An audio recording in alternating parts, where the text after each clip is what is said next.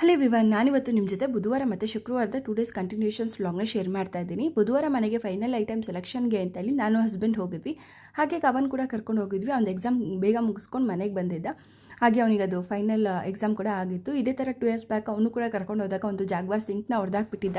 ಈ ಮಕ್ಕಳನ್ನ ಎಷ್ಟೇ ಕಣ್ಣು ಇಟ್ಕೊಂಡು ನೋಡಿದ್ರು ಈ ಥರ ಕೆಲವೊಂದು ಐಟಮ್ಸ್ ತರಕ್ಕೆ ಹೋದಾಗ ತುಂಬಾ ಹುಷಾರಾಗಿ ನೋಡ್ಕೋಬೇಕು.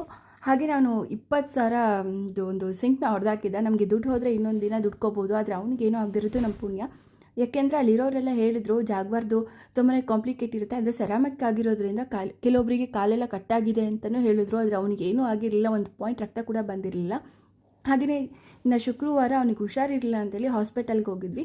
ಇನ್ನು ನಮ್ಮ ಡಾಕ್ಟರ್ ಇರಲಿಲ್ಲ ಅಂತೇಳಿ ಅಪಾಯಿಂಟ್ಮೆಂಟ್ನ ತೊಗೊಂಡು ನಾವು ಶಿವಮೊಗ್ಗ ಲೈಟ್ಸಿಗೆ ಹೋಗಿದ್ವಿ. ಅಲ್ಲಿ ಮುಗಿಸ್ಕೊಂಡು ಬರೋಷ್ಟರಲ್ಲಿ ಡಾಕ್ಟರ್ ಕೂಡ ಬಂದಿದ್ದರು. ನಮಗೆ ಇವ್ರ ಹತ್ರ ಬಿಟ್ಟು ಇನ್ನು ಯಾರ ಹತ್ರನೂ ಅಷ್ಟು ಸೆಟ್ ಆಗೋದಿಲ್ಲ. ಆ್ಯಂಡ್ ಅವ್ರ ಹತ್ರ ತೋರಿಸ್ಕೊಂಡು ಹಾಗೆ ನಮ್ಮ ಅಪ್ಪಂಗೆ ಕೂಡ ಹುಷಾರಿರಲಿಲ್ಲ ಅಂತ ಹೇಳಿ ಅವ್ರಿಗೂ ಕೂಡ ಚೆಕಪ್ ಮಾಡ್ಸೋಕ್ಕೆ ಅಂತೇಳಿ ಹೋಗಿದ್ವಿ. ಹಾಗೆ ಒಬ್ಬರು ವ್ಯೂವರ್ಸ್ ಕೂಡ